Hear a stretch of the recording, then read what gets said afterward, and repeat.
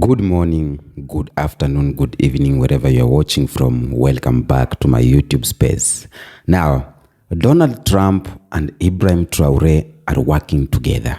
Donald Trump and Ibrahim Traore, the president of Burkina Faso, are working hand in hand. That's according to me, but I want to make you understand why I'm saying so. Because I have seen Donald Trump agendas or policies, and I have seen the agenda that Ibrahim Traore is trying to push, and they align together. They align together. And that's why I have said that Donald Trump, the president of America, and Ibrahim Traore, the president of Burkina Faso, they are working together. As we have known that Ibrahim Traore is known for his bold stance and bold agendas that a lot of African presidents are not on it. A lot of African presidents cannot stand and say no to foreign intervention. They cannot stand and say no to foreign assistance, aid like World Health Organization, the money coming from World Bank, IMF. A lot of African corrupt leaders cannot say no to neo-colonialism because in one way or the other, they are benefiting from it.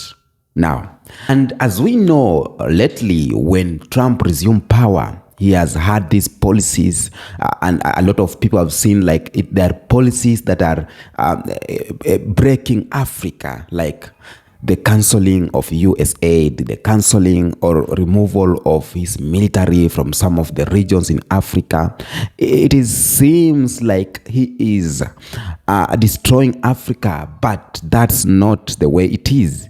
The way it is that these policies that Trump is doing is the same things that Ibrahim Traore wants for Africa, and we are diving deep into it. I want to show you how this is. Welcome to this YouTube channel. Don't forget to subscribe, share, and like, and you can say thank you if you love the content. We have super thanks button. Thank you so much. Now, that's not necessary, but I'm going deep into it. How Donald Trump is working with Ibrahim Traore. Number one is non-intervention of foreign policy or non-intervention foreign policy. Now, Trump was less inclined towards military intervention and regime change, which could align with Traore's goal of reducing Western military influence in the Sahel region. As we know, the military intervention in the Sahel region is playing some role there that most of us, whenever we see on the bare hands, is not what's happening. And that's why Ibrahim Traore said no to this military intervention. And number one, he said no to France military. He sent them away. And some Sahel region or Sahel countries like Niger and Mali, Guinea, Central Africa, they are following the lead of saying no to foreign intervention or foreign military in the countries, because this military, they are claiming to help, but deep down a lot of chaos is happening simply because of them. He was skeptical about prolonged USA involvement in Africa and withdraw troops from some region. This is Donald Trump. Donald Trump was saying, why is US military in Africa? Why taking so long in Africa? What are you doing in Africa? And he withdraws some of the military from Africa. And that is what Ibrahim Traore wants. That's what Pan-Africanists want. That's what I want. I don't want military interference. I don't want military interference in our own affairs. They are claiming to keep security here, but we are having a lot of problems. For example, in Congo. In Congo, we have military, foreign military there. But what are they doing? Congo is in war. And if this military could be helping, this war could not have been escalated up to this point. Burkina Faso is one of the countries facing insecurities from jihad. France has been there since 2013, I think 2018. And still, it escalated. And still, there were some coup d'etat happening while these military are there. What were they doing if they are really, really helping? So we don't need them, because what they are doing is to protect their wealth, protecting their resources that they are stealing from the land. That's to say. Number two, why I say Trump and Ibrahim Traore, they are working together, hand in hand, is skepticism towards foreign aids. Okay? When you talk about foreign aids, we talk about IMF, we talk about World Bank, we talk about WHO, we talk about USAID. A lot of organizations are here. Now, Trump was critical of foreign aid and often questioned its effectiveness. This aligns with the Traore's stance on reducing dependency on Western aid and seeking more self-sufficiency. Now, Trump has cancelled the US aid, and people are clapping. People are yapping, crying. Some leaders, like here in Kenya, I see leaders crying. We'll talk about it. But why are you crying? You have everything. Why don't you depend on yourself? Donald Trump is asking questions. Why are these foreign aid in these countries? It's not that he is destroying Africa. He wants Africa to be Africa. He wants Africa to stand tall on its own feet. And why are you crying? And that's the agenda of Ibrahim Traore. Self-sufficiency. Because once you are depending on yourself, nobody can say anything. Once you are feeding yourself, nobody can say anything to you. I'm feeding myself. I'm eating my own food. I'm cultivating. I'm farming. I'm doing my own things. I'm fishing my own fish. I'm planting my own maize and beans and rice, and I eat from my own soil. So what's there for you to control on me? You are not feeding me, so you can't control me. And that's why we are fighting for self-sufficiency. That's why we are fighting to govern our own self.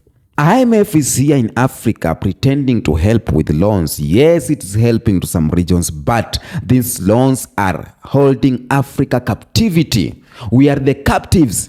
We are slaves of IMF. We are slaves of World Bank. If you don't pay the loan, you are in trouble. We are slaves, and you are not seeing this. That's why I say we need an educated community. We need youths to get education so that they can know this is what is happening. But if we are illiterate, it's so hard for you to know that we are slaves of these loans. President will come here and say, I have talked to the IMF and they are giving us 2 billion, and you are clapping. Why are you clapping? I have talked to this organization, they are taking, and you are clapping. It's not an issue to clap. I want a president to stand here and say this. I have improved the factory sector, and now farmers will be able to manufacture their products locally, produce, and we sell finished products at higher rates. That's what I want. I want a president to stand here and say that I have employed 2,000 youths to work in mining sector in our own country, not in neighboring countries, not in foreign countries, but in our own country. I want a president to stand here and say that agriculture sector is booming because the machineries, the technology, modern technology that we brought to the farmers, it's working, and now we're producing more, and now we will be exporting a lot of products that it's finished because I, as the president, invested in the companies, and now we can make our own finished. Now we'll be selling at high rate. That's what I want, and this is what Ibrahim Traore is fighting. And this is what Donald Trump is pushing indirectly. So you'll be here crying, oh, Donald Trump will say, oh, blah, blah, blah, USAID. But he is helping for those countries that they have leaders or educated people, they will know what to do with this. Number 3, why I'm saying that Trump and Traore, they are working hand in hand, is to focus on bilateral relation over multilateralism. Is to focus on bilateral relations over multilateralism. Now, let me break that down. Trump preferred direct bilateral negotiation over multilateral institutions like the AU or EU, European Union, or United Nations, which resonate with Traore's push for Burkina Faso sovereignty and direct partnership. Get that? Yeah, direct partnership. Now, this could have allowed African leaders like Traore to negotiate deals on their own terms rather than through large organizations with Western influence. Now, we want countries to negotiate direct with, like we don't want brokers. We don't want brokers. United Nations broker. European Union brokers. African AU brokers. SADC brokers. ECOWAS brokers. Feel me? If you feel me, let's move. We don't want brokers. We want sovereignty of our country. Freedom and sovereignty of our country, where a leader will negotiate directly, not using brokers as using Africa as an entity. Once going negotiating with South Korea, with China, you are going as an entity, as African as an entity. Africa is a continent. We need to know that fucking, Is he a continent? It is a continent, Africa. We have states and countries, unless we work together for one country. I know you understand that. Now, number 4, it is criticism to global institutions. Trump frequently criticized international institutions like the UN, World Health Organization, and the WTO, which some African leaders see as a tool of Western control. This indirectly supports Traore's vision of reducing reliance on Western-led organizations. You feel me? Trump is questioning this organization. Trump has withdrawn America from World Health Organization because he knows these organizations, they are criminals. They are criminals, And Trump knows this. And that's why they did not want him to be the president. Lately, Elon Musk has canceled the US aid functions. And this is aligning with the Traore's policies or agendas. Now, America first and reduce USA engagement in Africa. Okay? Trump America first policy meant he deprioritized Africa compared to previous administration, allowing countries like Burkina Faso more room to maneuver without US interference. While this meant reduced engagement, it also reduced Western oversight over Africa affairs. This is what Donald Trump is doing. Like, he don't want to maneuver in African affairs. He don't want to be related in Africa affairs. And that's what Trump or Traore is fighting for. African countries need to maneuver within the region without any Western interference. That you are stretching your hands. France is saying, why are you stretching your hands? You should wait for us to tell you to stretch you are yawning. Foreign countries are there. Why are you yawning? In my own country, in my own house, I can't yawn. I can't move. And Trump is directly supporting the agendas that Pan-Africanists and Ibrahim Traore are fighting for. You need to know that. You need to know that. Now, let me tell you something. It is a deeper comparison of Donald Trump policies and Ibrahim Traore's agenda. Very deep. That when you look it with the third eye, you will understand what the best things Trump is doing for Africa. When you look closely, you will know that the comparison is real. I don't know, tell me in the comment section if you believe that. Because this comparison, like the sovereignty, reducing external influence, prioritizing national interest, the motivation of, it is the same thing that Ibrahim Traore is fighting for. Now, when you talk about sovereignty and nationalism, is that the similarities is so close because Traore advocates for Burkina Faso sovereignty, reducing reliance on France, the AU, and Western institutions like, IMF and World Bank. He promotes a Burkina Faso first, and prioritizing national interest. That's what Ibrahim Traore is trying to do. That's what Traore is doing. Now, Trump promoted America first, reducing U.S. intervention into global matters, reducing a U.S. commitment to global institution, to African.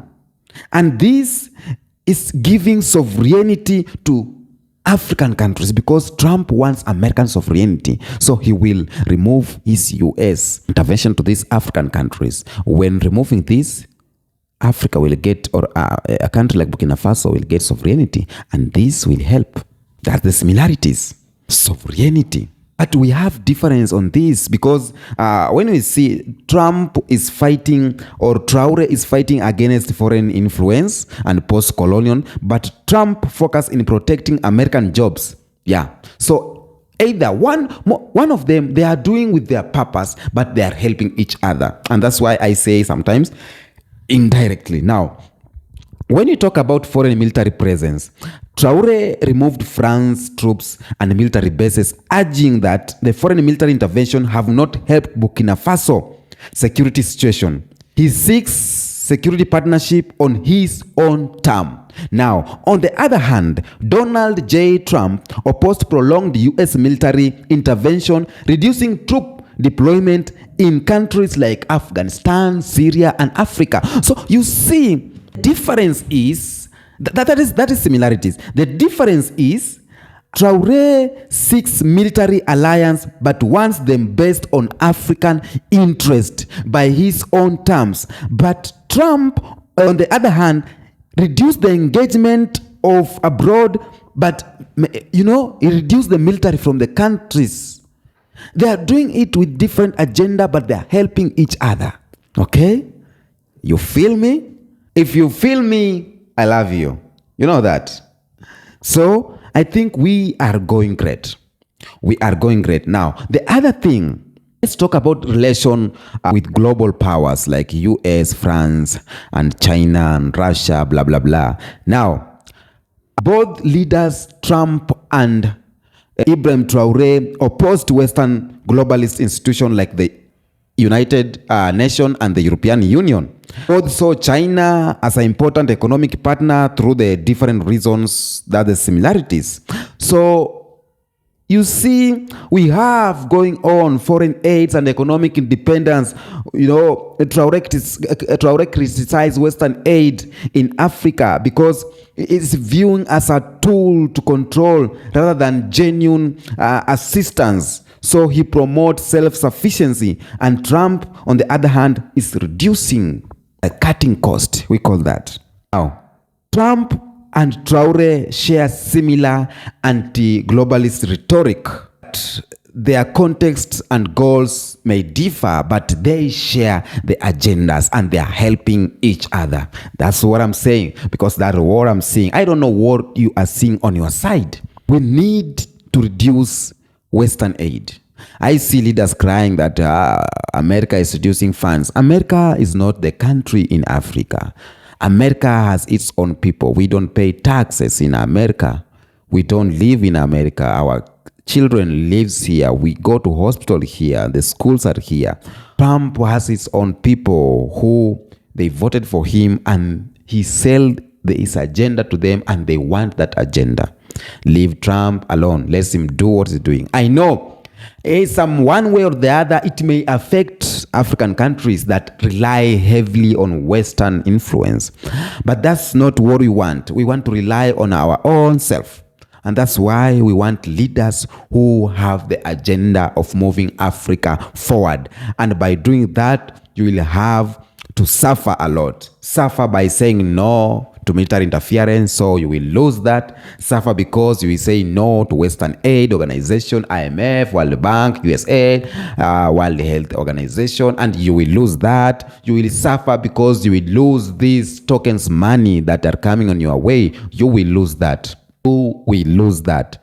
But at the end, something good will be born in your country if you follow the right agenda that we need self-sufficiency. We need to run our own things. That's what I'm trying to say today. Okay.